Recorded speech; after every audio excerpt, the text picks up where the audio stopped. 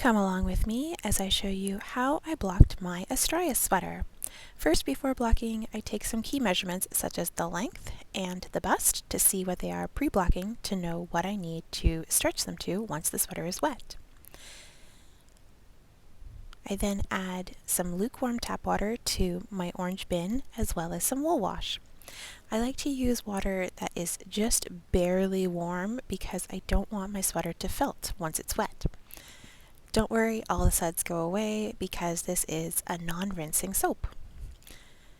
After it has soaked for about 20 minutes, I lay it onto a towel after gently squeezing the water out.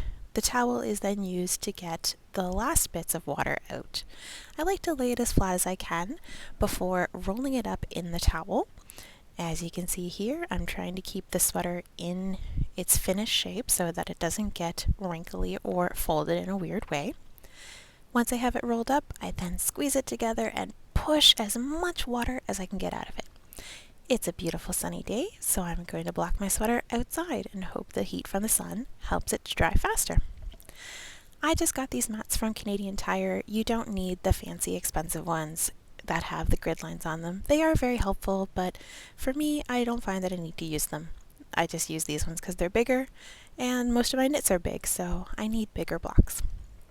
As you can see, I'm laying out my sweater, trying to get the best shape. I then stretch it and hold it in place with my blocking pins. I like to use these ones from Knitter's Pride, but you can use any pins that you have. As you can see, I'm also measuring it to see if I've gotten any more length and trying to squeeze as much length as I can out of that starfall section that I told you was quite tight when I knitted it.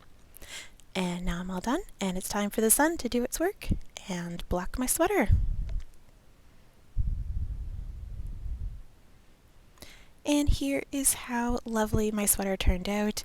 It fits me much better now that it's blocked. Thanks for joining me.